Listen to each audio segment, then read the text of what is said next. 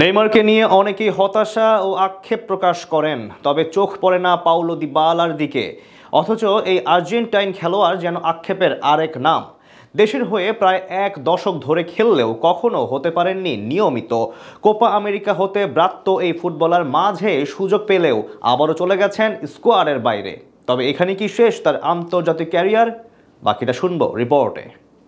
মানুষ সাধারণত স্মরণ করে নায়কদের, গোলদাতা, ম্যাচ উইনার, শিরোপা উঁচিয়ে ধরা অধিনায়কদের, কিন্তু পর্দার আড়ালে থাকা আনসাং হিরোদের কথা কতজন মনে রাখে? সে তালিকায় একজন নিঃসন্দেহে থাকবেন পাউলো দিবালা, যিনি হয়তো ইতিহাসের পাতায় বড় করে লেখা থাকবেন না, কিন্তু আর্জেন্টিনার তৃতীয় বিশ্বকাপ জয়ের পেছনে তার অবদান অবিস্মরণীয়।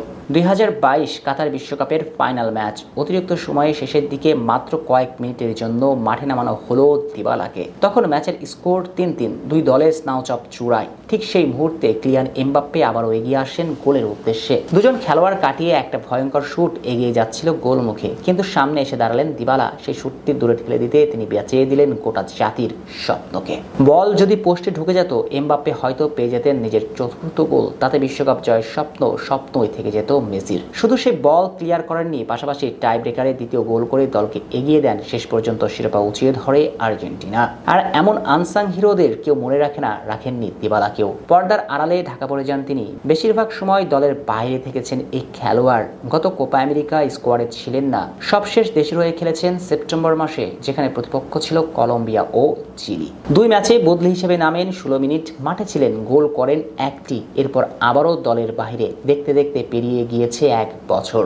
আগামী মাসে ভেনেজুয়েলা ও ইকুয়েডরের বিপক্ষে মাঠে নামবে আর্জেন্টিনা। 31 সদস্যের প্রাথমিক দল ঘোষণা করেছে স্ক্যালোনি, অথচ সেই দলে নেই তার নাম। 31 বছর বয়সী এই ফুটবলারের আন্তর্জাতিক ক্যারিয়ার কি তবে এখানেই শেষ? অনেকে তো সেটাই মনে করছেন। যদি সেটাই হয়ে থাকে, তবে এটাই যে প্রতিভার নিদারুণ অবক্ষয়, সেটা বলার কোনো অপেক্ষা রাখে না। কিছু প্রতিভা যেন এভাবে হারিয়ে যায়। হয়তো তিনি হারিয়ে যাবেন, তবে থেকে যাবেন সবার হৃদয়ে। এক নজরে তবে চলুন দেখে নেওয়া যাক আর্জেন্টিনার প্রাথমিক দল, যেখানে জায়গা হয়নি দিবালার।